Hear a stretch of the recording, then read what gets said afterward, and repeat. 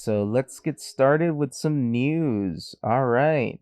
So, did you hear about this new Batgirl movie? Oh, wait, no, there isn't going to be a Batgirl movie because it got fucking canceled. Yep, because the executives were changing power because I forgot what company bought. So Batgirl was going to be produced by Warner Brothers. Yep, So Warner Brothers, for the last few years, was owned by AT&T, but now Discovery, Discovery Channel, they are now the owners of Warner Brothers.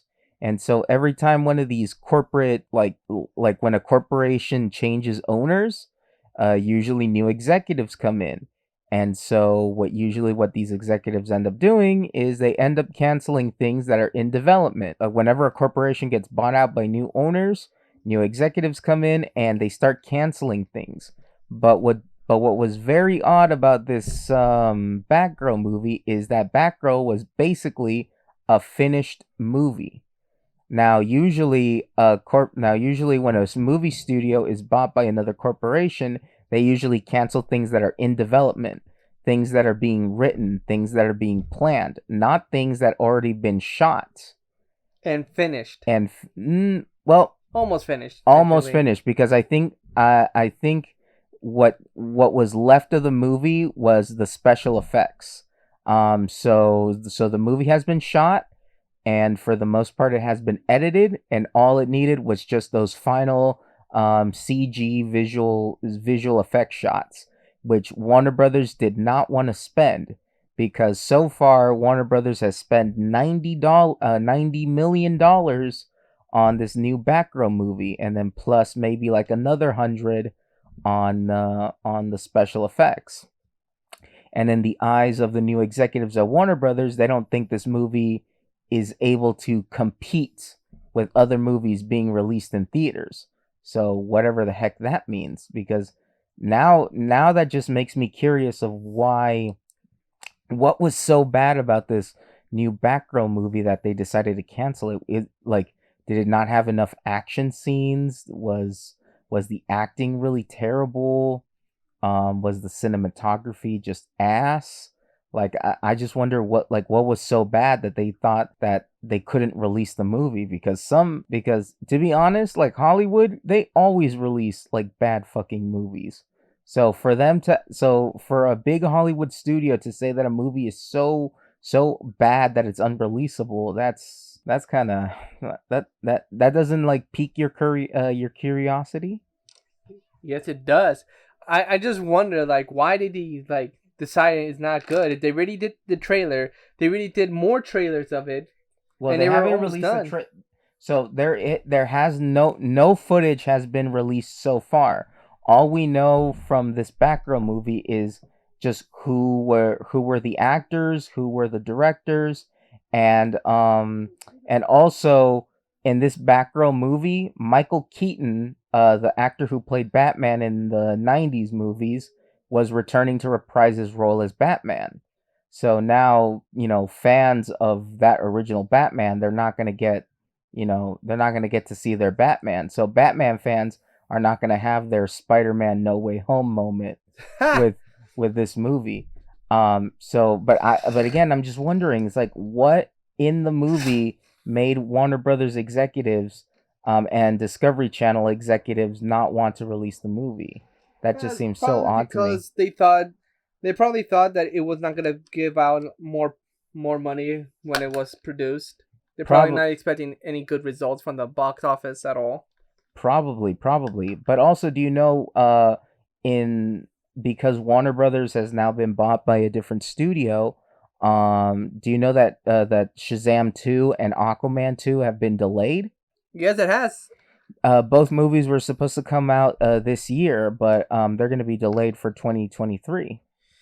Yeah, I don't know why because this was supposed to be released today, but for Well, some not reason, well, not today, but next this but year. I this mean, yeah this year.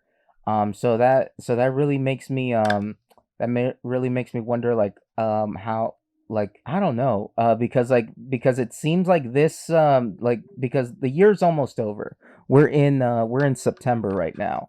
So there's very few movies that are left to be released. Like, I think, like, the two big movies left this year are Wakanda Forever, the Mm-hmm. Black Panther sequel, and Avatar 2. And both Wait, which Avatar? Be more uh, specific.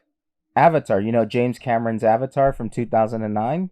Oh, you mean the blue Avatar? Yeah, The so aliens? Yeah, you gotta be specific. Cause there is the Avatar that's Airbender, but everyone just calls it the Avatar, and everyone gets confused. Like, wait, which Avatar? I think our audience is smart enough to differentiate Don't. Avatar and between Nickelodeon's Avatar and James Cameron's Avatar. Well, But what's interesting about both Wakanda and Avatar being released is that both of these movies are being released by Disney because Disney owns Fox and Fox owns Avatar, and of course Wakanda Forever, Marvel, Disney. So Disney's gonna really have the advantage this holiday season. Also, one unfortunate thing that happened because of the Discovery Channel and Warner Brothers merger is that on HBO Max they decided to remove certain shows that were on the streaming service, like for no reason at all. The only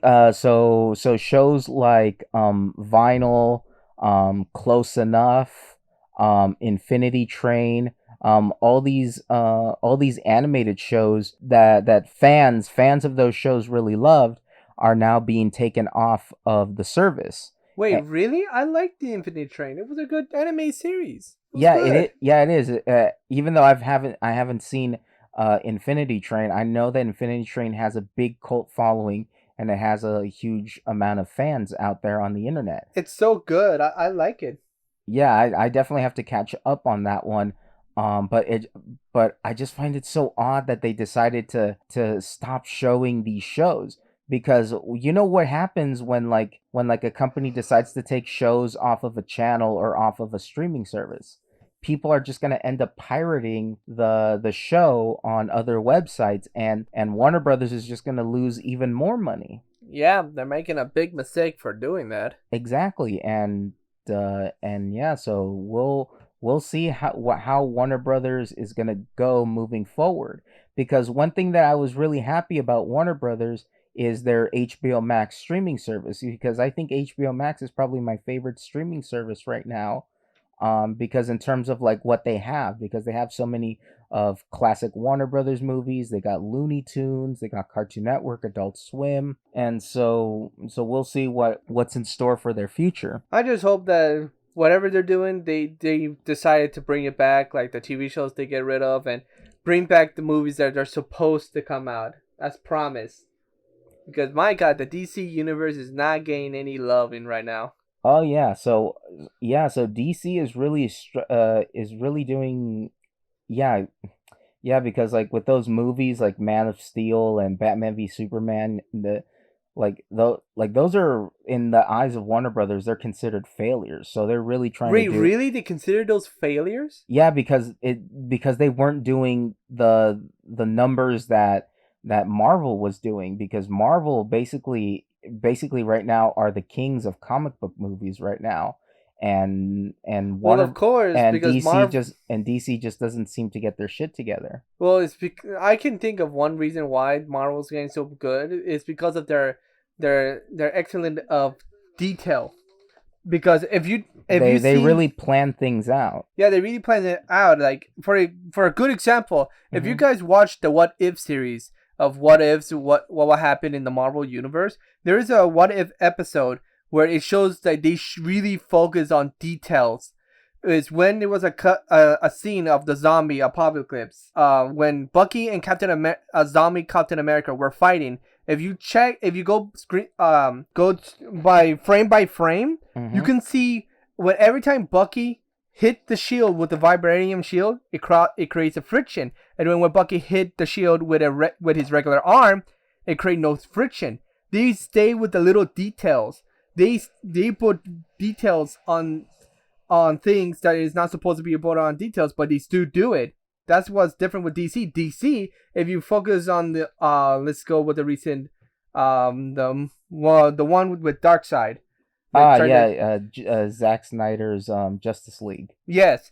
So on that area, there is a scene where Superman's a lot is revived and they're fighting him, and there's a scene where Barry the Flash runs towards Superman. Of course, in the comics, Superman can see the Flash, but at a certain point at the Flash's current point, even though he was unexperienced with his Speed Force, he at his point he was supposed to be much faster than the Superman and be able to give a good blows before Superman was able to catch up with his speed. And when he was running by him, Superman shouldn't be able to see him just yet, but they did. In the comics, when they both raced or sparred with each other, Flash always had a little hint of chance of blindsiding him with his speed for the beginning of the fight. Afterwards, Superman catch up with him. Yeah. So in terms of just in terms of how well the movies are doing,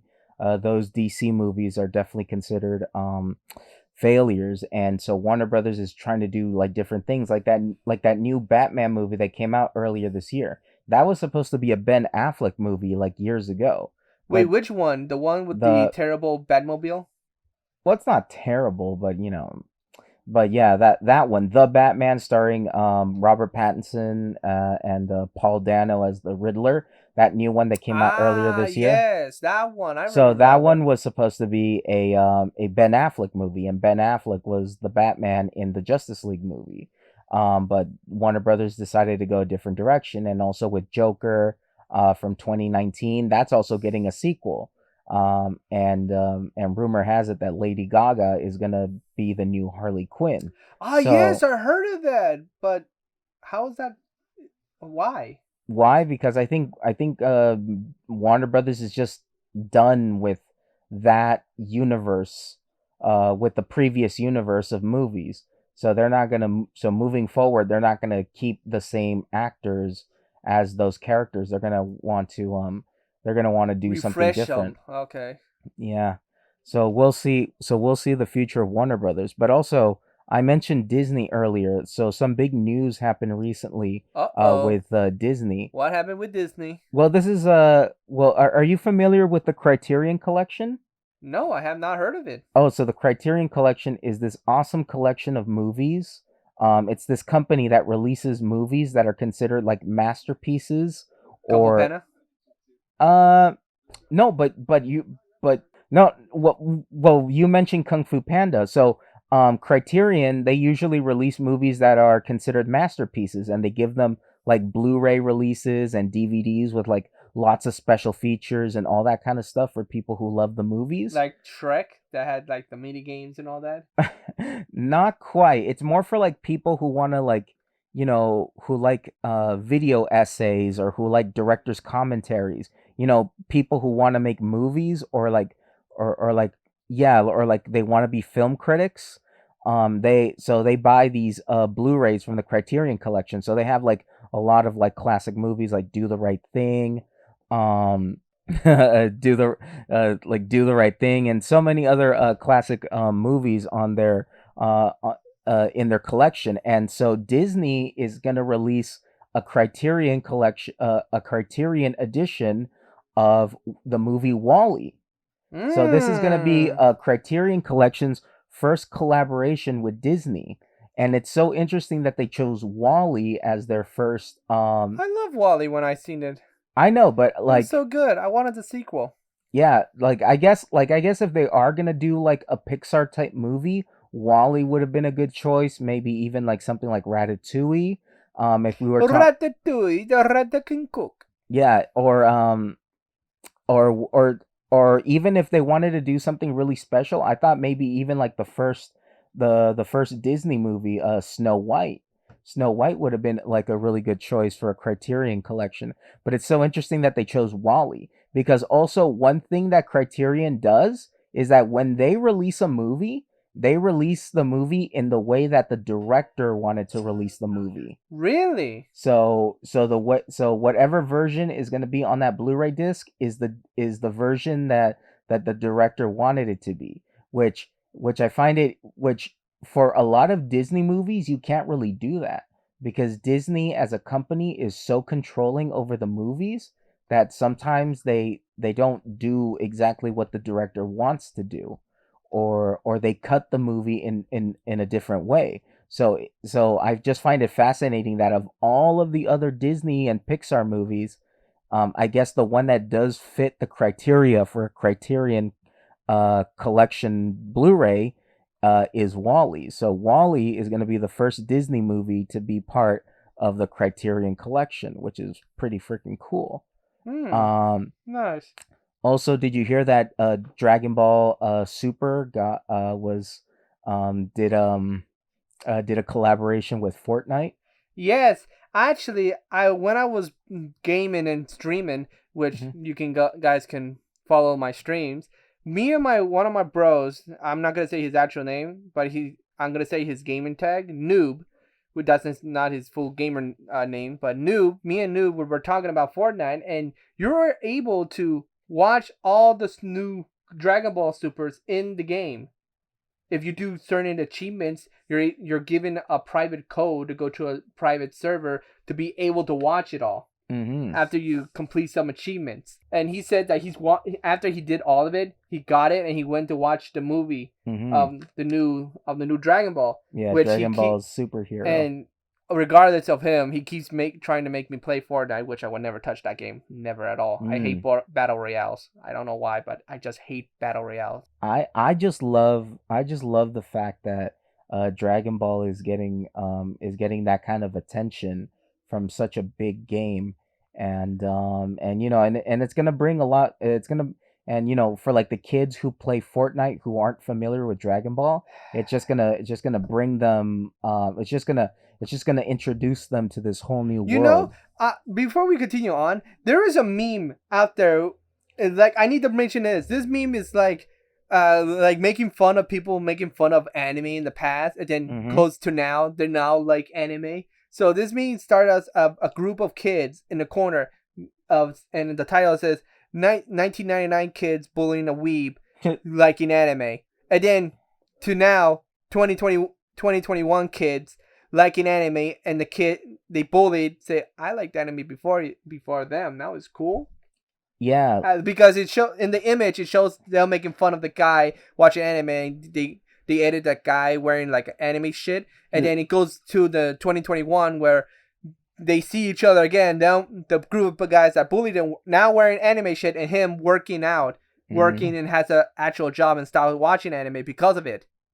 It's Yeah. like, what the hell? Anime has been such a good mainstream that everyone now considers Yeah. anime Anime. as a normal thing. It's no Yeah. longer like Anime's a society like, oh, you like anime, we're gonna take you out of our society and make you feel shit. Now it's just like normal now. Anime is It's like mainstream. it's mainstream now, and it pisses me off. Like, I liked Why? anime Why does it? in Why does? school. Why does it No, piss you off? because It's a I good wasn't. thing. No, I know it's a good thing, but when I was in that situation, in my point of view, I was that guy that got bullied for liking anime until Mm, I still like anime towards this day, and I still watch anime when I had time to do it. And then well, when I go to like social medias and see yeah. old friends or old people I do not want to associate with on their social medias, I see them now liking anime, and it Yeah. pisses me off because they were the ones who would say, "Oh, anime is disgusting. Only degenerates and weebs watch that shit." And Well, that sits in the basement of their parents' home. Now they're watching anime. It's like, it pisses me off that they like anime now, but you I'm have also to admit happy that that they. anime fans are very cringy. Yeah, it is, but some anime fans are not that cringy I at know. all. Oh yeah, no, because I see that with the popularity of anime now that anime is mainstream, it's kind of like the same thing that happened with comic books and comic book movies. Yes. Because back in the day, comic books were just seen as this cheap form of entertainment just meant for kids. And Nope. as comic books started to evolve, the comic books started to become more mature, stuff like Watchmen or like the Dark Knight Returns got released out into the public, and it was more darker, more mature. And then just like nowadays, like the biggest, highest grossing movies nowadays are Marvel. People love this shit. People love Marvel, and I Yep. and anime is going through this sort of like mainstream renaissance because I remember back in the day because I came from the generation of Toonami.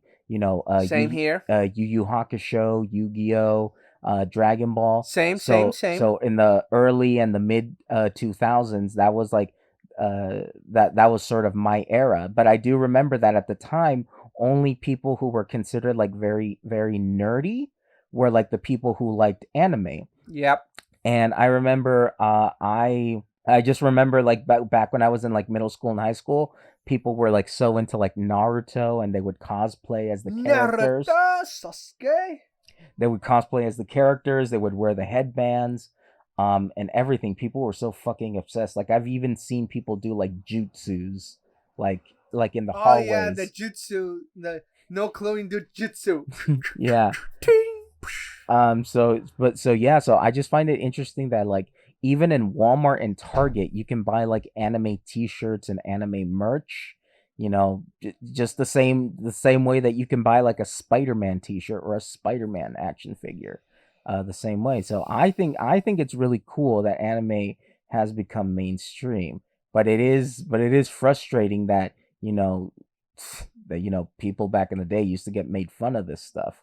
Same Yeah. same with like comic books. I bet like a lot of kids probably got laughed at because they were reading like an Incredible Hulk comic book, out in public, and it was a shameful thing to do. So yeah. Mm-hmm. And it pisses me off, but I'm also happy that it's now mainstream. But I just pissed off at the people that said they hate anime, went against their word and started liking anime. But anime going mainstream just keeps it more alive. Yes, it does. So that's my Yes, it point. does. So I'm just glad that Dragon Ball is getting some kind of mainstream recognition with the Fortnite collaboration.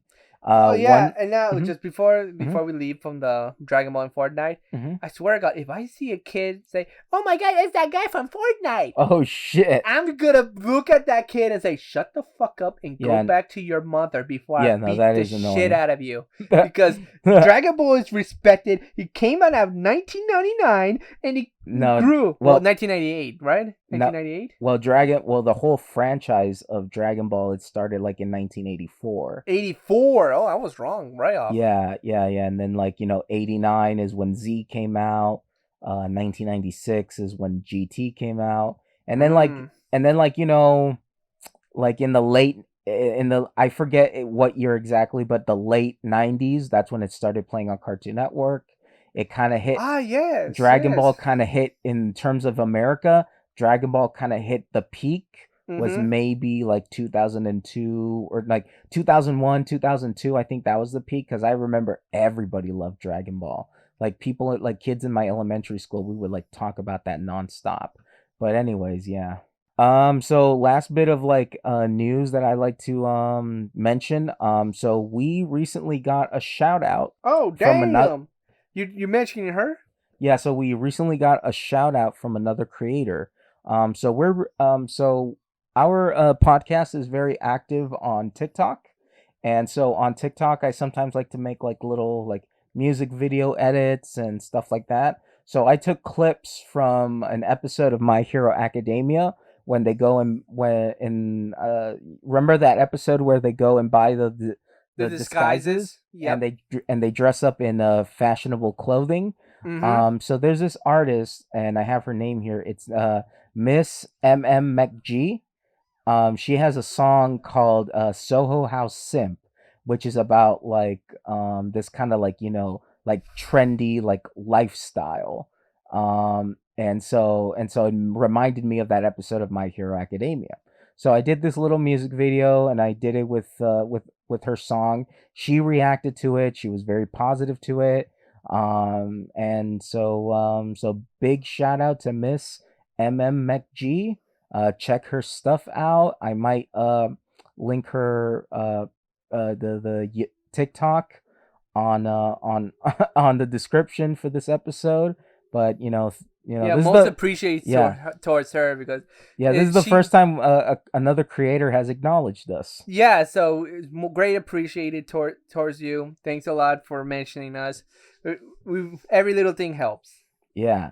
Okay, so now let's get into the main course of this episode. Oh, we're having food now? Thank N- you. Let me just get my napkin out and then get my utensils and get my knife. And where's my soda? Where's my poopsie pops? I'm All ready. right. Where's the Okay. meal? So the subject of today's episode is gonna be Kill Bill. We are reviewing I never heard Kill. that salad before. Fuck off. We are reviewing Kill Bill volumes 1 and 2. So this is my pick for this episode. So Kill Bill volumes 1 and 2. So Kill Bill follows the story of this character named the Bride.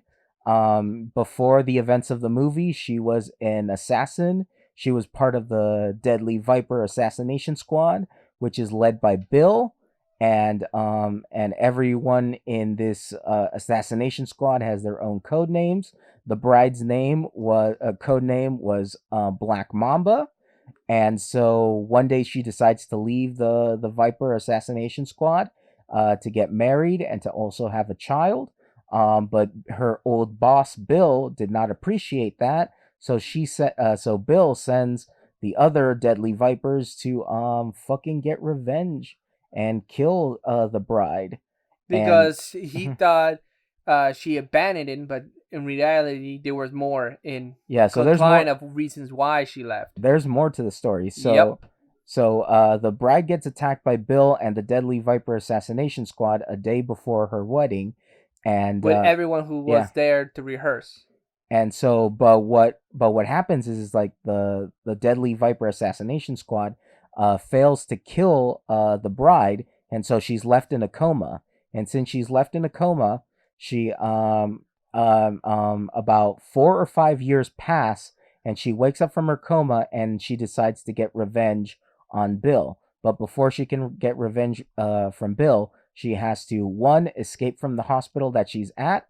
She also has to obtain a Hattori Hanzo katana blade so that she can get, which is the proper weapon for her revenge. And also meant for assassinations. That too. And then she has to, one by one, track down the former members of the Deadly Viper assassination squad. And then finally Bill, to get her revenge on the cunts that did her dirty. So that's the basic story of Kill Bill. So let me ask you this: are you very familiar with the films of Quentin Tarantino? How many or have you ever seen Kill Bill before this? No, I have not seen Kill Bill. I have seen clips of fighting scenes and also funny moments of Kill Bill. And I am gonna talk about this because when we were watching it, I noticed a lot of continuity error, a whole lot of it, and it really like, what, it wasn't like that, and now it is. Like, the hell? Why is it like that? Yeah, we'll definitely get to that because sometimes Tarantino has a very interesting style. Because he goes by referencing. He has a very interesting style. He has just a very interesting way of making movies. Have you seen any of his other movies besides Kill Bill? If you can think of any. What was the one that was? He's made movies like The Usual Suspects. No, that wasn't him. Okay. But you can definitely say The Usual Suspects was probably a movie inspired by him. Mm-hmm. So he directed like Pulp Fiction, Django Unchained, Inglourious Bastards. Recently, he directed Once Upon a Time in Hollywood. A lot of movies. Are any of those familiar to you? I have heard of them, but have not seen. So then we got a lot of movies to get to. Oh no, just put it in the list. Just put it in the list. So what did you think of Kill Bill? Like, did you like it? Did you enjoy it? Yes, did you think it was a piece of shit? It was in certain scenes, but overall the movie was really good. I really liked the story of a woman got wronged, went to get revenge. Yeah. Hunt down her former teammates and basically just went at it. Yeah. So this is basically Quentin Tarantino's big homage to 70s martial arts movies. So a big part of this movie is essentially this is an action movie. What did you think about the action scenes? What am I trying to say? What did you think of the action scenes? Did one stand out to you more than the others? Yes. There was one scene in the action scenes where she finally attained the blade, the Hanzo blade. She finally went towards her first target, Yeah. I forgot what was her name. So you're thinking of Oren Ishii, Yeah. the Yakuza Japanese boss. Yes, her. So there was a scene where she ordered all her men to go kill the bride, Yeah. and in one of the scenes she was winning, defeating everything, and then at one scene the lights were shut off, and Yeah. she was fighting a group of guys in a dark room, which she defeated each and every one of them, Oh and she yeah, and was going for the they're all in silhouette. yeah, Yeah. they were all in silhouette, and then when she went to go slice the final person, the final person was shaking like Oh terrified, yeah, the which youngest the henchman. yeah, and she didn't care because he put his life to stop her, and she's gonna kill him. But Yeah. once the light turned on and noticed that the guy was a kid, she was like, really? And just started slicing the sword and then spanked the kid Yeah, ass and yes, say, yes. "Don't fuck With with Yakuzas. Yakuzas. Go Go back to home. your mother." Yeah. You know, it's interesting that you bring that up because one thing that I actually noticed this time watching them both movies. So the character of the bride, she has a soft spot for children Because she, because because well in the story she believes that she lost her child, and yes, so she has like a lot of sympathy for children. So yeah, so you mentioned the yakuza, the young yakuza who she spares by not killing him. Earlier in the movie she has a fight with another one of her associates. um this and she character was already married and already had a Yeah, child. so the character that she fights at the beginning of the movie, her name is Copperhead. And Copperhead, since leaving the world, since retiring from being an assassin, she got married. She has a kid and so she lives in suburbia. And so they have a fight inside of Copperhead's house, but the bride is hesitant to kill Copperhead in her home because she has a daughter, and that's Well, the only reason why she wouldn't kill her. The only reason why she wouldn't kill her then and there is because she doesn't want to kill her in front of her daughter, yeah, because she does have some sympathy for her. yeah, but in the end, she went ahead and killed She her because she did it anyways, but you can tell that that's a big part of her character. yeah, Is she that the sympathizes with children Yeah, losing she the mother or the mother losing the child. exactly, and so that's something that I noticed watching it this time around.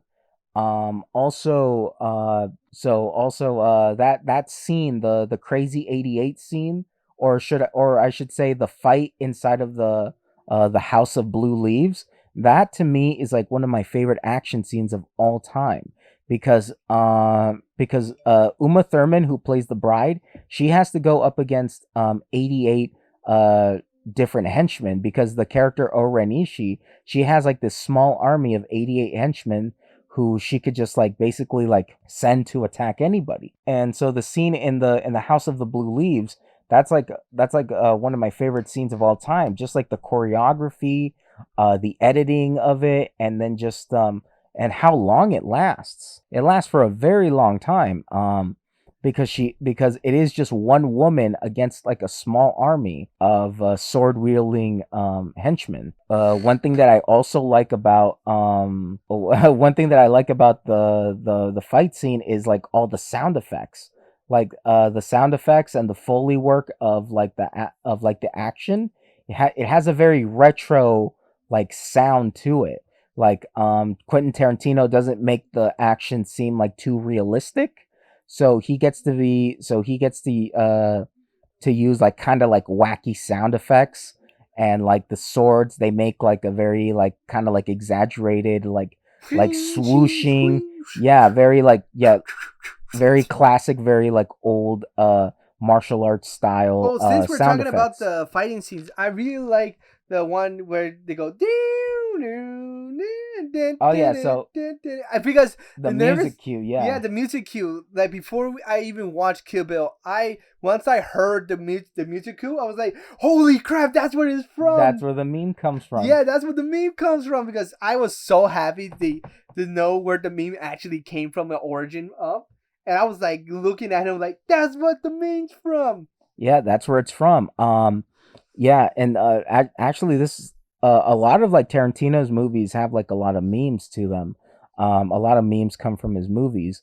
And yeah, so I'm glad that you mentioned the music because so did you notice how like the movie doesn't have like a score?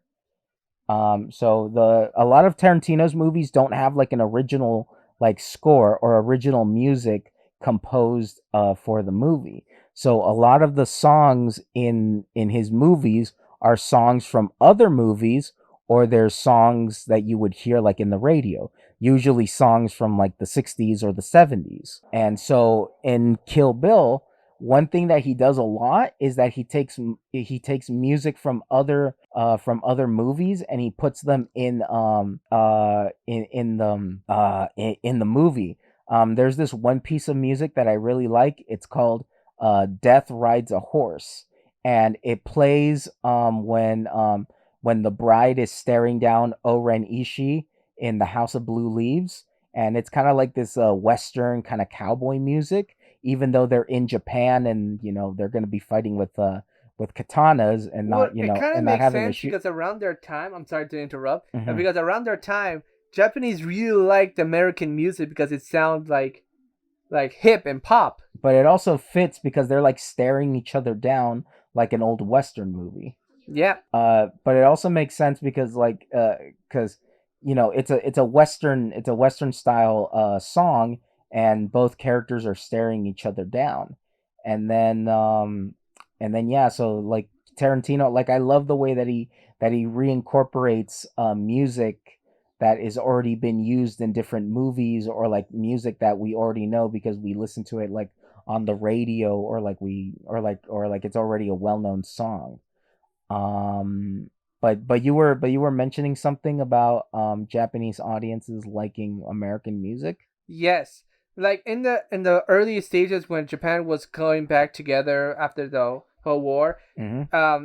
around I forgot what year they actually started like imitating like gangsters, gangs and all that Mm-hmm. because they got it from America, and Japan citizens start acting like gang members and thugs just for show and like get the cars all suit up, had the Yeah. tattoos and everything, which I because of that Yukozas there took that inspiration from America Mm-hmm. and went through that, but in their own way and culture. Yeah, But cause but yeah. in the music for Japan, because they don't understand the English language, Uh huh. they thought it was just cool vibes. So they Yeah. can literally listen to a music of death, and they would think it's super cool at that Yeah. time. Yeah. No. Yeah. Music really does have like a very international type like appeal to it. Yes, Also like I can see, like I've also seen like in a lot of like Japanese like type media, Japan really likes cowboys. yes, Because I mentioned My Hero Academia earlier. There is a character in My Hero Academia who's essentially like a gunslinging cowboy. oh yeah, uh I have some new information about that gunslinger. We can talk about that later in the future. Later, Bacteria. because because we're trying to focus on Kill Bill. Yeah. But also like we just got done watching One Punch Man, and there also is like a cowboy type character in that one. So I think Japan just likes the idea of like cowboys. Oh, if you were speaking of cowboy, there is Hmm. another anime that has a cowboy. Is supposed to be a character from America. Is I uh think it's called Food Wars, and he hmm. was preparing ramen American style. So he Yeah. did all the spices, and in the end he just and add a little seasoning and a gun, and then he just took the gun with all the ramen juice and everything and started licking the gun, going, and then a Japanese character, just goes in like Americans and their guns, disgusting. Yeah, no, but you definitely see the Western influence on like a lot of anime, Yes, it's and pretty funny though. like just look at something like Cowboy Bebop. Cowboy Bebop is essentially cowboys in space. Yes. But anyways, so continuing on, we mentioned anime. So this movie, Volume One, has an anime scene. It has like an Oh extended anime yeah, sequence. they had a whole anime sequence explain The the back female Yuk. the yeah the anime scene is backstory for one of the characters. So that scene explains the backstory of Oren Ishii. which is one of the targets of the bride. And so it basically tells like how, how like her parents were killed, and how Ora and Ishii got revenge on this yakuza boss. And it's very interesting that Quentin Tarantino decided to tell that backstory in that sequence, because not a lot of like live action directors decide to use anime or just animation in general, because you don't really see that. And I think it's really cool that he was like sort of like paying homage to anime in that scene. What did you think of the scene? You as an anime fan? It was really well done. Like it fit the year Mm-hmm. of that movie set. It Yeah, because of course animation had rough animation process going yeah. throughout, improving from their past work, and on the era of what they were at. I forgot what year was it. Like So for Volume 1 came out in 2003. yeah, so in 2003, the animation was exactly how they created it for her background, Yeah, for her backstory. It was the same animation of what they have done in that year of era. yeah. So it was a really good incident of detail of that. Yeah, and what I'm also glad that Quentin Tarantino did is that he just made it look good. Yes. He like the way that, because it would have been so easy just to like, oh, just say, oh, just do an animated thing. It looks really good. The camera angles, the shot composition of the animation is really good. And one of the final shots of that anime sequence, there's a scene where like the camera is moving, but the camera is moving with like a little bit of like camera shake, so it almost looks a little bit live action. Mm-hmm. So that's actually really good. And yeah, so I'm just glad that Tarantino did something different, because you don't really see like a lot of like live action directors like show any kind of love to like anime, or just anime, or just animation in general. I think he was trying to like inspire, like go towards a genre that is like And I think that he wants to please towards. I think Quentin Tarantino likes anime. I know that he's a fan of Speed Racer from the 1960s, Ooh. but I think he also likes stuff like Ghost in the Shell, and that type of era of anime, like the more. Which version of Ghost of the Shell? The anime uh version or the live action one that Netflix did? no, he most like if he's paying homage, because I think it was even the same studio that did Ghost in the Shell who did the anime scene in Volume 1. So I'm pretty sure that he's a big fan of like the original anime from the 90s, because All right. uh, uh because because it's really up his alley, because that would really, because Ghost in the Shell really does seem the kind of thing that he would be into, because it's more, it's more like cyberpunk, and it's more like dark and gritty, so it's not like, fantasy type stuff. Like he loves that kind of stuff. uh Gotcha. so yeah, so we talked about the fight of the House of the Blue Leaves. Let me just mention some of the references that he puts in the movie. One of the most obvious references in Volume 1 is the bride's yellow jumpsuit. So Ah, that's an yes. obvious homage to Bruce Lee. So that's an homage to a costume that Bruce Lee wore in his movie The Game of Death. Wait, I thought he Mhm. didn't wear no gi. He didn't wear no like upper body. He just wear the pants, right? So you're thinking of Enter the Dragon. So Ah, okay, wrong one, wrong In one. Enter the Dragon, he was shirtless like a lot throughout that movie. But the Game of Death, I believe, was Bruce Lee's final movie before he, or the no, not before he died. It's the final movie he made, which was released after he died. And so the yellow jumpsuit is an obvious reference. The sword maker who makes The Hanzo blades for assassins. who makes the katana. His name is Hattori Hanzo, and Hattori Hanzo is a character, I believe, not only in Japanese movies and TV, but I think he's also like a folk. No, not like, what am I trying to say? A folklore character. Like I think he's just like a like just part of like, Japanese mythology or something like that. But that's a character that appears a lot in many Japanese movies and television shows. So it's obvious that Quentin Tarantino was a fan of those. The character Pai Mei, the sensei who teaches her kung fu in China, that also is a character that's used a lot in a lot of 70s martial arts movies. Yeah, I mentioned that a lot. Like I told you, like that character has always been used over like for kung fu scenes and senseis of all like Yeah, family yeah, based communities. Like, there's always that one sensei with a long white beard and mustache, yeah, just and his name, overlooking. and usually that character's name is Pai Mei, and like in this movie, his name is Pai Mei. So Tarantino is continuing on that tradition. Uh huh. What other references? I'm trying to think of it as Charlie well. Brown gets referenced in the movie. There's a guy in the restaurant who wears a kimono that makes him look like Charlie Brown. I did not caught that Oh, you actually. didn't catch that? I didn't catch that when we watched it.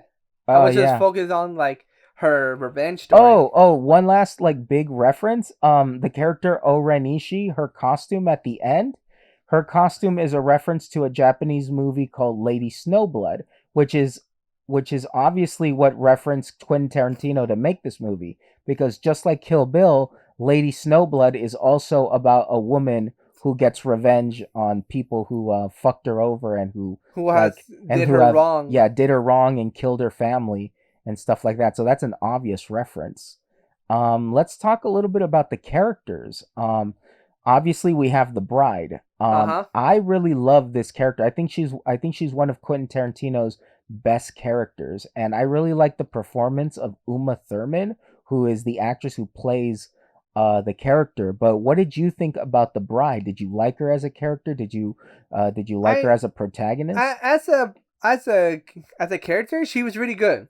Yeah, she was. Everything she was very good at acting as the character, going through hard times of getting revenge You for you what. really feel her struggle. Yes, I really feel her struggle of her losing a child, getting fucked, and Yeah, literally. losing a man that she really really loved. Yeah, So through all that, I really felt her struggle during the whole part one and part two yeah, of the movies, and when she finally got her final revenge after finally finding Bill and taking him out, she felt a great of relief, a great yeah, of sense of happiness, finally free and taking care of the problem that did her wrong. But in yeah, the end, she also cannot live with herself no more because that was her yeah. drive to do continue on to get revenge. But now that she knew that, can I reveal that the Oh yeah, this is and I forgot to mention this is a spoiler discussion. Okay, Go so ahead, okay, go so I for can it. go ahead. So after finding out that her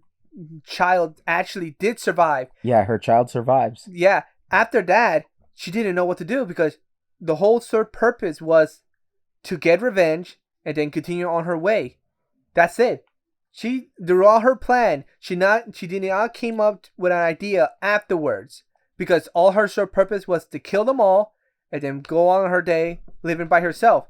But now since she has a child, she's now like in the end scene you could see her laying down on the floor laughing and crying at the same Yeah, time because a very emotional yeah, scene. she finally got her revenge, but at the Yeah, same time, she doesn't know what to do now.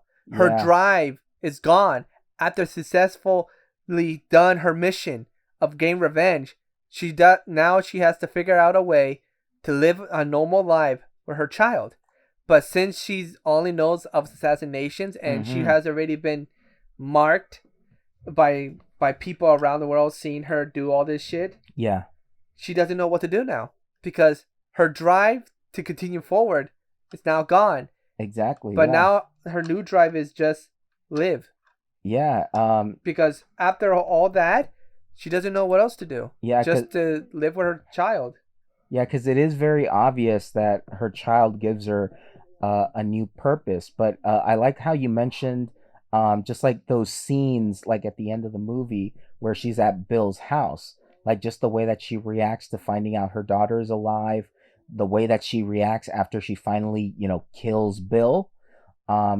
Uma Thurman does a really good job, just like expressing those emotions and just like really getting you to feel for this character, because essentially the bride is not really like a hero. She's an anti-hero, because Yes. she's not doing these things For to the good be. and kindness of the community and saving them Yeah, from she's not terror. doing this to be heroic. She's doing this for like selfish reasons. But the way that Quentin Tarantino writes the character and the way that Uma Thurman plays the character, you really feel for this character, and I really love that, and I really appreciate it. Um, It's like every yeah, anti-hero in every like Marvel or DC villain. There's a lot of anti-heroes like Red Hood.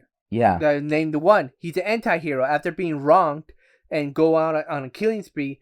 He got stopped, and after learning the ways of thinking he was actually not killing them and mm-hmm, actually was, he stopped doing it, but still use guns and shoot everyone, but he doesn't kill them. He just mm-hmm. brutally put them in the pulp, except for immobilizing them or knocking them out. Interesting that you reference a DC character, because in volume 2, Bill uh Bill has like a long monologue where he About where Batman and Superman. yeah, where he compares the bride to Superman slash Clark Kent.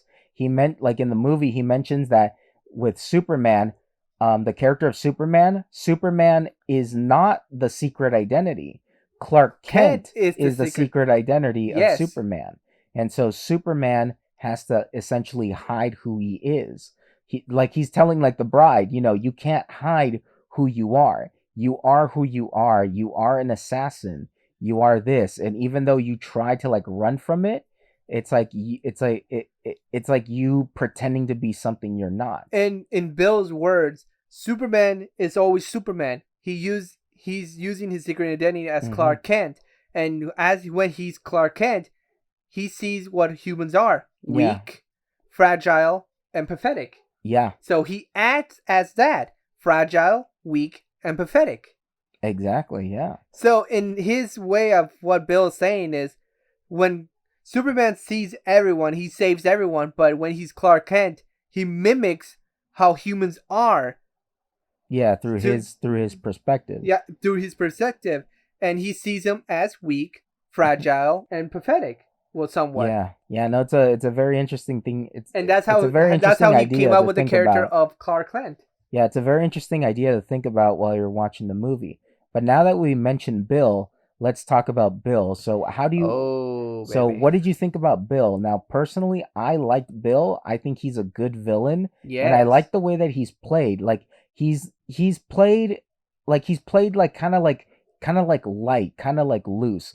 He's not always like overly menacing. He's not always like, just trying to be a villain. He's very cool. He's very calm. He's one of Um, those kind of villains where he doesn't need to be there to be threatening because yeah. they know his skills is threatening.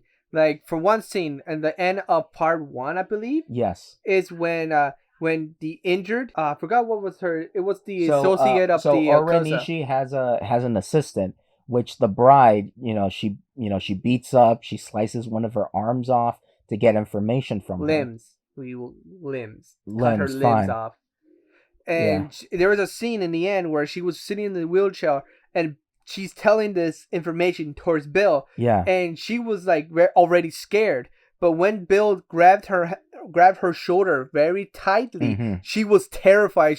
Her eyes widened and she starts shaking a little bit. Yeah. That's intimidation without even doing anything. Because how Yeah, yeah, Bill yeah. was like talking, he was calm. He was like, And we "All don't see right, his just face. yeah, we don't see his face. He just goes For that first movie, we don't see his face at all. no, not at all.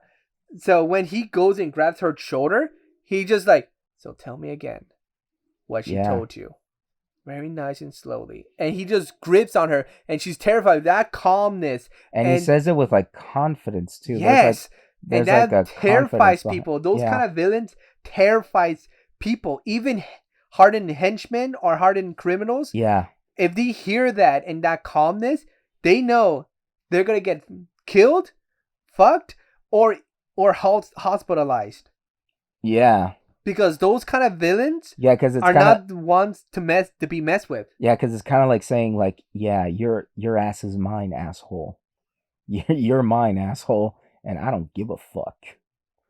Yeah, so Bill is a really great villain, and like I mentioned before, like in that first movie, we only hear his voice, and whenever he's on camera, it's usually like in a close up, and we usually either see like mostly like his hand. We mostly see like his hand. We see his hand holding the sword. We see his hand on Sophie's shoulder. And so it's very powerful, very effective ways that they show Bill in that first movie. And then in the second movie we see more of his face. Yeah, But still, like once we get the reveal of who Bill is, like we uh got like dump of information. Just whoop. Here you go. Here's Bill is, yeah, and here's the relations. he's still intimidating, but he's also like he has enough mystery behind him to make him intriguing. Because one thing that I like about how they did the relationship with Bill and the bride is that it's obvious that they've had like a romantic relationship, but the movie doesn't need to tell us, oh, how they met, or like, what kind of dates they went on. There's we just get We like get a scene or cutscenes two. of them Yeah, being lovey dovey.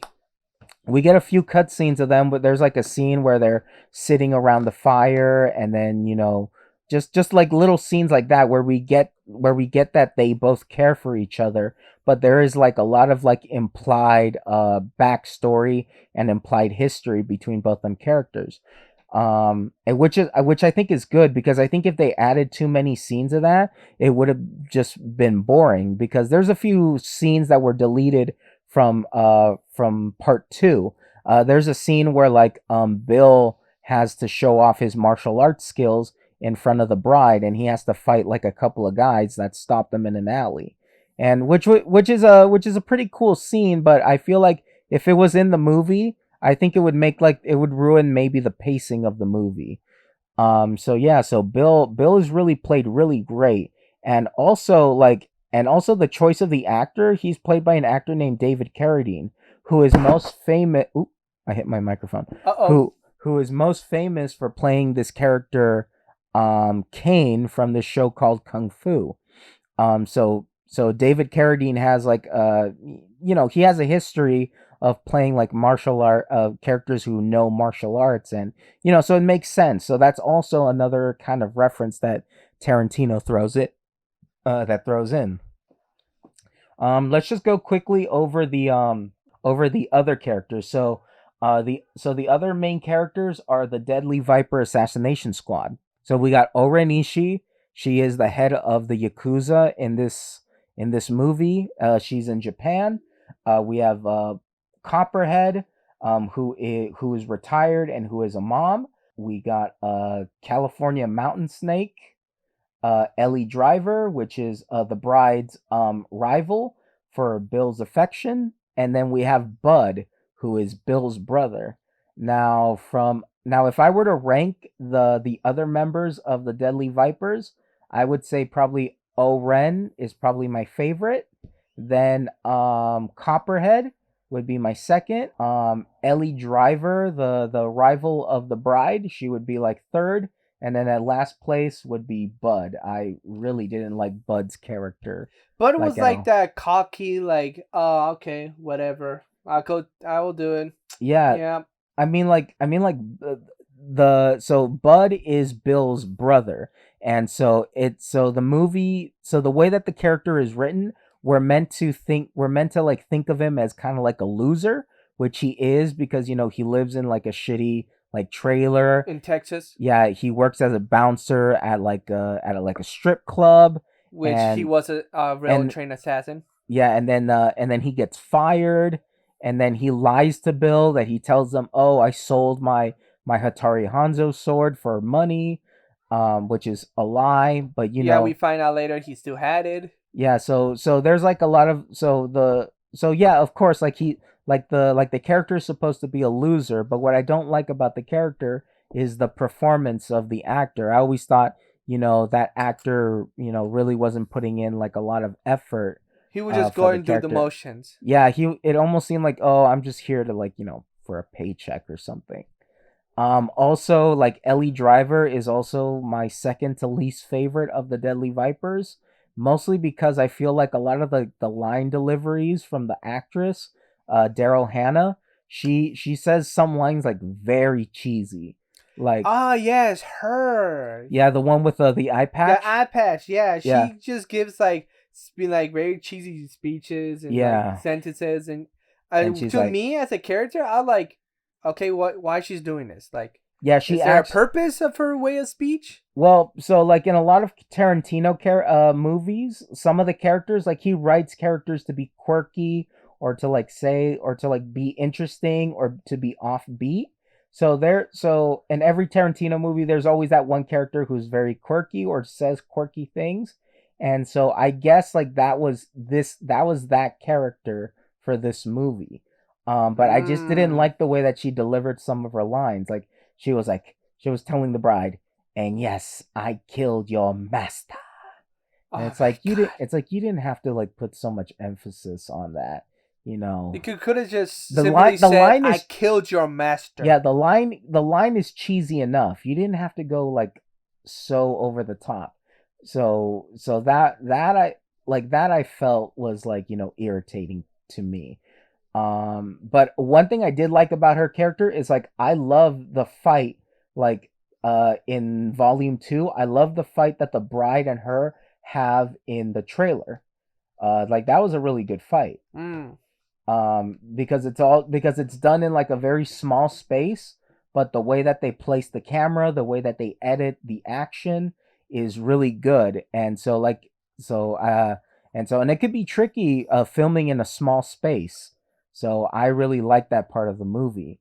And then like of course Orenishi gets like she gets the most backstory out of the Deadly Vipers, and she gets like the most to do. So I think that's why she's probably my favorite. And then Vernita Green, even though she's in the movie like just for like a couple of scenes, I love like her interactions with the bride. I think her and Uma Thurman had like a good chemistry I really when they were fighting in her house. I want to go back to the back to the trailer, Yeah. because there is one scene that I really like, because after they were exchanging a deal of like trading the bride's Hanzo sword for Mm-hmm. money, and when he opened the case and got hit by the black mama snake, she just went to the senator saying that, like, this, the black mama viper's poison can do this and this to the body in like in this certain time. I Yeah. really like how she just went, that her quirkiness disappears and she just went serious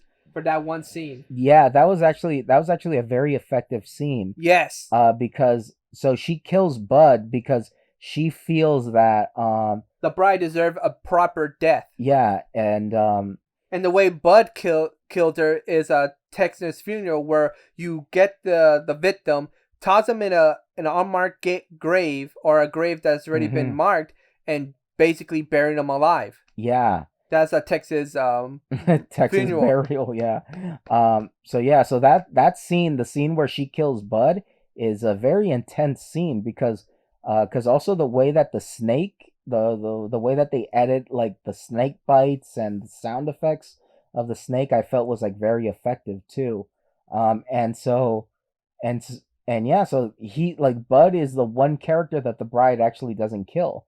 Also, like Ellie, like her demise, like the way that she gets defeated, she doesn't like the bride doesn't kill her per se. She just plucks out her other eye, The eye that is still and functioning. yeah, and so she essentially blinds Ellie, and so Ellie is now stuck in this trailer with a poisonous snake in the middle of a desert in the That middle of nobody know. nowhere. Yeah, in the middle of nowhere where nobody knows. Exactly. So that's interesting. So basically, she just give him a brutal death. She Yeah, just got a brutal death. She has to which I think use. is much worse than just straight up killing her. Yeah. Yep. Oh, and then yeah, what else? Oh, let me ask you this. Out of the two movies, which one do you think you liked better, Volume 1 or Volume 2? Two. Really? Interesting. Yes. Any particular reason why? It was the part of the scene of the master when they actually go. Oh, you like that? Yes, I liked when. You like the training montage? Yes, I like the training montage of how she trained to become the best Mm-hmm. because originally I forgot what her name was with the eye patch again. Ellie Driver. Ellie Driver wanted to be the best of the best. She wanted to impress Bill because she had a crush on Bill. But Yeah. in reality, the bride, which her code name was Black Mamba, and Mm-hmm. Bill does not give Black Mamba to anyone, only to the best of assassins. Mm-hmm. And since she got the title of Black Mamba, it was like some kind of rivalry of gaining Bill's approval. But overall, her training, she showed that she was trained more dangerously than the other assassins, except for Green Driver. Ellie Driver. More than Ellie Driver. Ellie Driver got the same training as Black Mama, but she failed. But she failed, and result, she went ahead and killed her own master. But and her, and it was Pai Mei who plucked out her first eye. Yes, for insulting him. Yeah, and then she go ahead and poison him. One thing that I really like about Volume 2 is like the relationship between her and Pai Mei, because at the end of the movie you can really tell that the bride really respects Pai Mei. Yeah. Because she uses like two of his techniques to defeat two of the people she wanted to get revenge. She uses the eye plucking technique to defeat Ellie, and then she uses the 5-finger death move on Bill. So you can really tell that she really respected Pai Mei and his teachings. And since you mentioned the 5-finger death roll, Bill, going back to Bill learned everything from his master, that the masters that they went unlearned under us. But Bill was not taught of the 5-finger death strike or death punch. Yeah. So he did not learn it, and also he also revealed in the movie that he hasn't learned that and other methods as well. So in theory, Black Mama, the bride, was the first one that he fully trained everything to her. Pai Mei's best student. Pai Mei's best student, because she taught her every single assassin techniques towards her, and he would have probably done the same with Lehman Driver. Yeah. But she went ahead and killed him, and did not learn everything else. Yeah. So basically, now that their master died, she is the only student that knows how to do those techniques. Yeah. If they wanted to learn how to do it, they now had to show respect towards her. Yeah. Yeah, essentially. But not anymore, because she used it to defeat them. And when she finally did that technique to Bill, which Bill wanted to learn that technique, and when she did it to him, it's the thing that killed him. It's the one that killed him. But he, after realizing what it was, the technique, after sitting down, he looked at her and was like, he taught you it. Yeah. Because he wanted to learn it. That was a great moment. Yeah, he looked at her and said, you learned it. And because the technique is to do the technique, and after the opponent walks 3 steps, their heart stops. Their heart explodes. Yeah, their heart explodes and then falls on the ground. So before that, kind of like a Mortal Kombat fatality. Yeah, like finish him and kind of thing. Yeah. So before he ended his own life willingly. Yeah. Because I believe that if he would have waited and have someone bring a wheelchair, he could have lived much longer. Yeah, he could have lived. He could have lived with a wheelchair. But since he was taken down by the technique he wanted to do, I believe he did it as a grant of honor to be killed by the best technique of assassin. So he took it as honor. Before he took his final steps, he asked her, "Do I look nice?" Because in reality, she still loved him. Yeah, he still loved her. That's the tragedy. It's like, maybe if like they were better people, they could have lived happily ever after. But after they're fucked up people. After exchanging the final of love towards each other, Bill stood up, fixes his suit or whatever he was wearing. His clothes. Yeah, he fixes himself up, and he looked at her one final time, like, and saying like, Am Am I ready? Like Mm-hmm. you look, and she gives him the most teary, yes, you look fantastic. And he turned looked at her, Mm-hmm. turned around, and he was preparing himself. You could see from each step. He took one Mm-hmm. step, and he was preparing himself from fading out to dying. And he took the second step, and he was hesitant a little bit on his third step. If you noticed it, Yeah. he was hesitant on his third step, but he took it anyway. And then after the third Yeah. step, on his first step, he falls. Yeah, that's a good little detail right there. Yeah, after his third step, and then when he went for the fourth step, he falls because he has died instantly.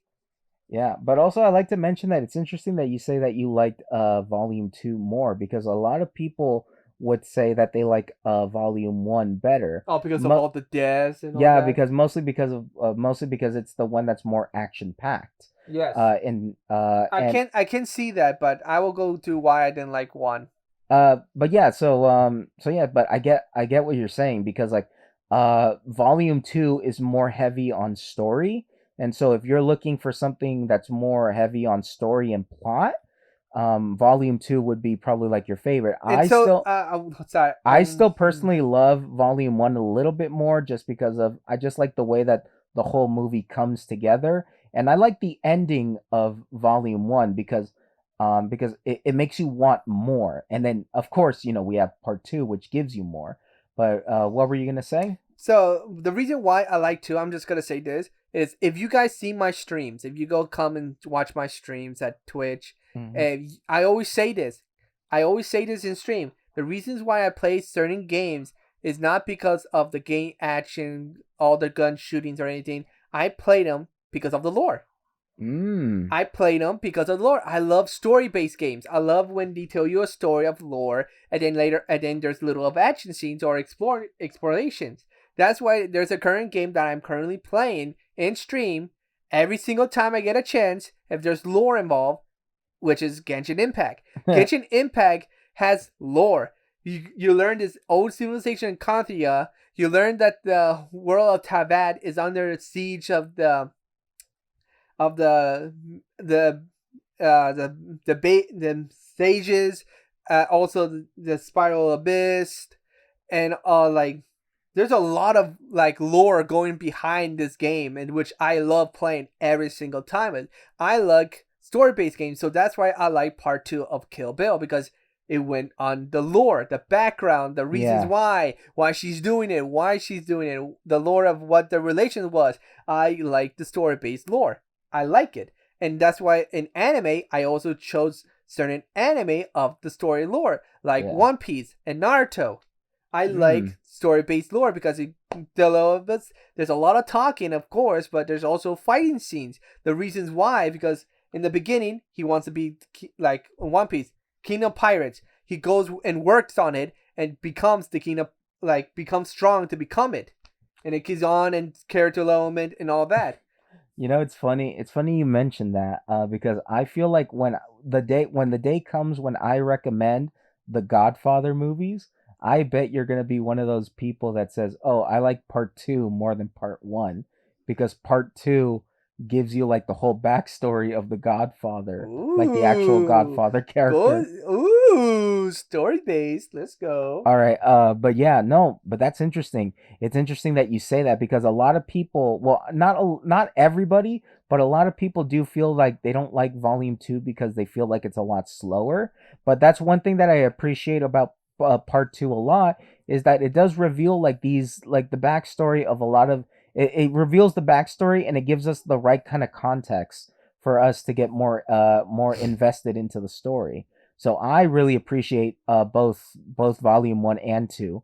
I do have to admit that I have seen volume 1 more than volume 2, mostly again just because of like the action scenes and certain scenes of the movie, certain scenes of volume 1 I like to revisit more than I like to revisit volume 2.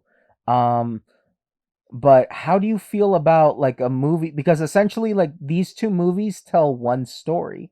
How do you feel about like a movie taking or like a story being told in two movies? Do you think a lot more movies should do that, or do you think we should see that a lot more?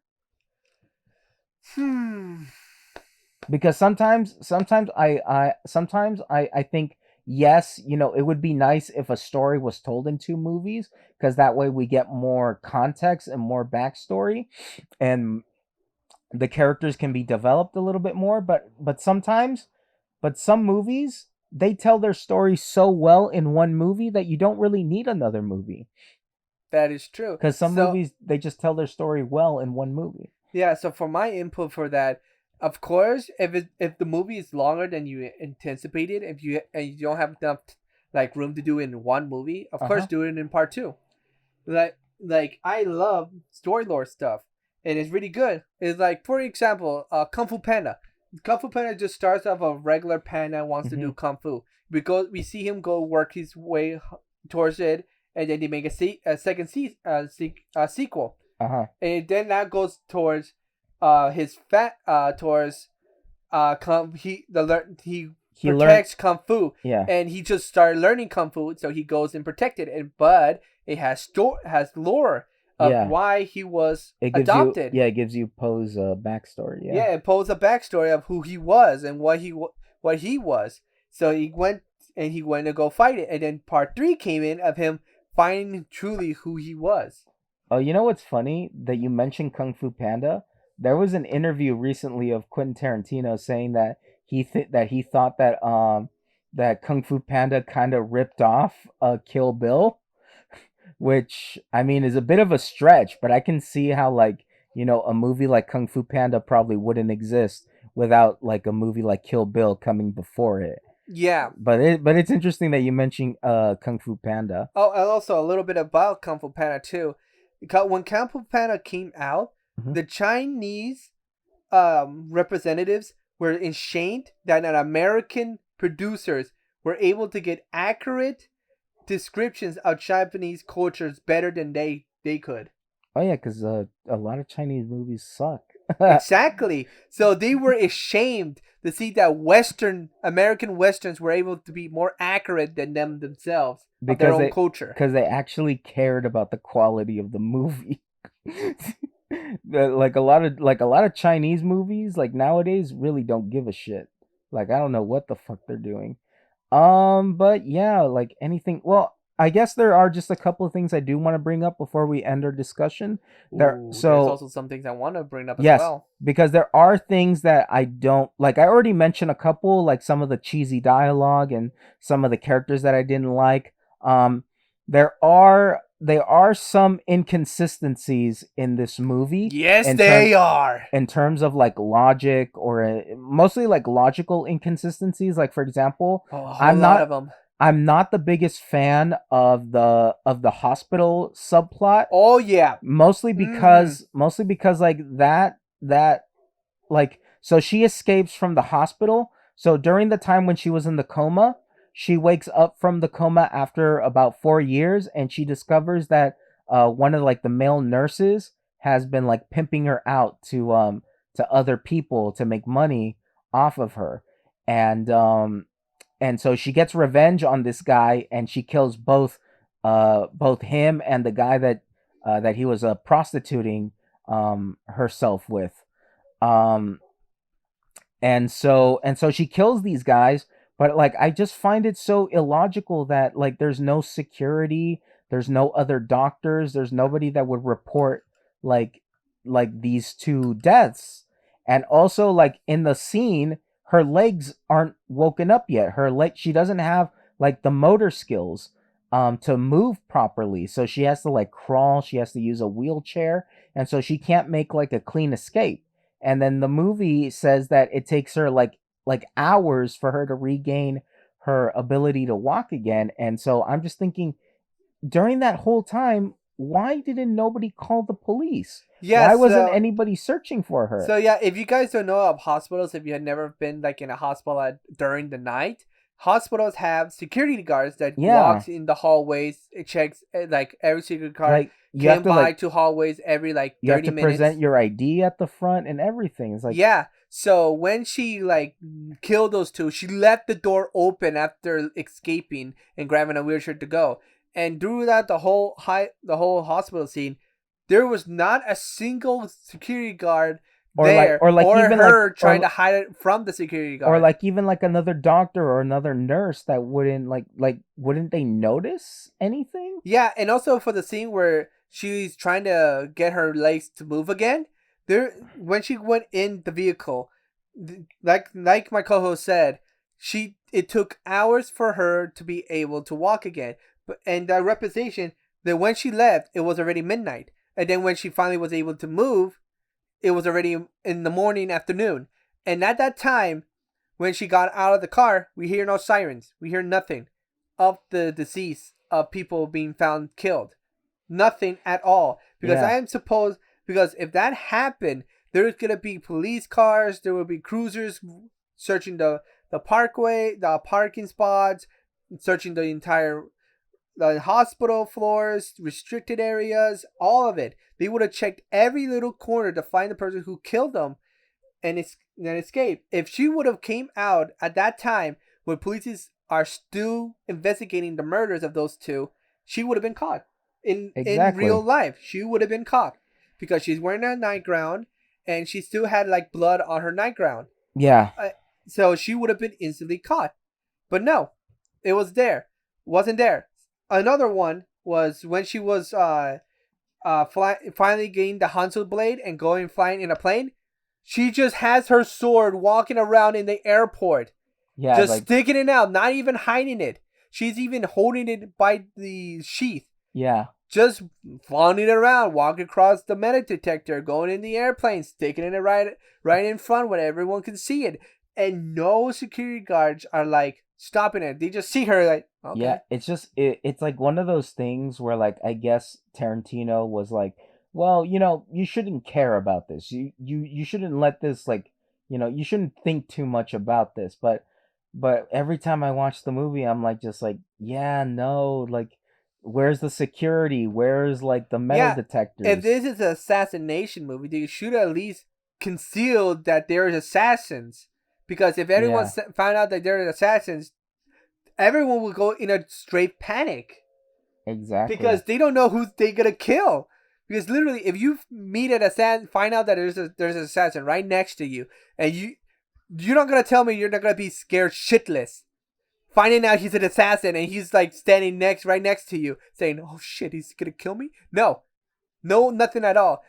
And there's another scene I want to go through, but I want to stay to this one and continue on talking about it because it's so dumb that they like common sense of real life is not even part of that world at all.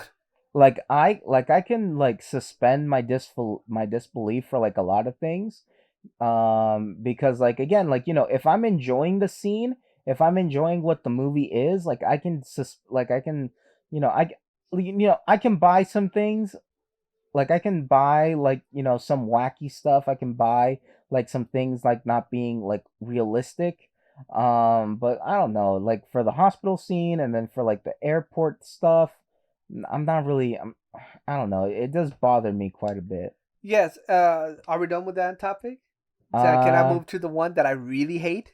let's see, for me, so yeah, I there are some things I don't like about the movie. I think I've basically said already what I don't like about the movie, but go ahead, let's see what you have to So, bring up. so there's a scene where she's trying to find her second target or her Mhm. first target because it goes like to the present, to past, present, to Mhm. past. So I don't know which one was Oh yeah. her Oh, and first.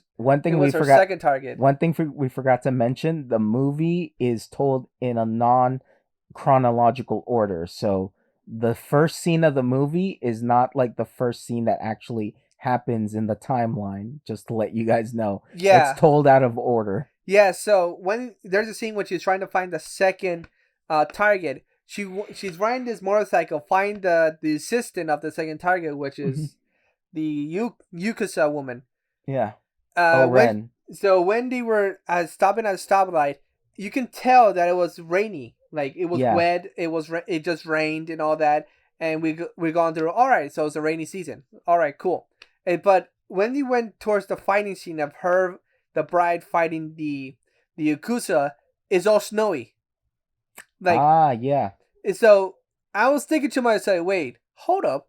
The scene from previous when she was looking for them was all rainy and wet, no hint of snow, not whatsoever. So I assumed it was around the October season Mm-hmm. of raininess and spring or spring. Mm-hmm. Either one of those could have worked, but no. When she went to the final battle, fighting the Yakuza, Yeah, it was snowing. the final battle with Oren takes place in like a backyard garden. That is Uh snowing. that's snowing, but there is no indication beforehand that there was like any kind of like snow, or if that was the type of weather that was going on that day. So at So the end of the movie, we're just in this like snowy garden. so yeah, the reason why I took notice of this, and they if they went back to fix it, they should have done this. If they were gonna have a final battle of a snowy scene, they should have at least have the lights, the turn signals have snow on top of the cylinders or on the pole, hinting that it had snowed recently and it will snow Hmm. again. Because on those sidewalk and roads, of course they will have cleanup crew, because and their culture, they clean up everything so there'll be no incidents, no Yeah. accidents, or any problems at all. But of course they will leave the lights, the turning signals on, the snow there, because they don't want to inconvenience people driving while they're cleaning that up, because they just clear out the way and then just do the same thing again. If it's snow hard again, they just leave the lights on. If it's covering the lights, of course they will go up there and clean it up. But they should Yeah. have had a hint of snow somewhere in that scene. But no, it just showed that it rained. It was wet. Yeah, I think one thing that I can say to maybe defend the scene, the that choice of of the scene is, so I mentioned that Quentin Tarantino was obviously inspired by the movie Lady Snowblood, and so I think he was paying homage to that movie, and because that movie has a scene where there's a battle in like a similar kind of setting, I guess that's just what he was trying to do. He was just trying to pay homage to that, and I guess he was just not thinking about like how logistically that would work. That's probably like the only thing that I could say that probably defends it, All right. or what I can say to defend it. But yeah, I think we pretty much said everything that we needed to say. Any final thoughts on the movie? I like Kill Bill's father. Well, father figured. Oh, so you like Bill, Yes, the original one. the The original original one, Bill. the Bill's original father. The one that got adopted. that got adopted. You don't remember the Oh, Mexican? oh yeah, The wives? oh yeah, yeah, yeah. Oh yeah, you like that character. Oh, Yeah, okay, yeah. I like the father because the father was, of course, the inspiration of Bill to become the best assassin, because he was one, but Mm-hmm. not an assassin. But Yeah, the way that the father presents, because when the bride and him were having a conversation and he called in one of the women, all the women before he called them were looking at her with jealousy, like, yeah, oh, we got a new woman that he's gonna like now. yeah. Because he's like a pimp.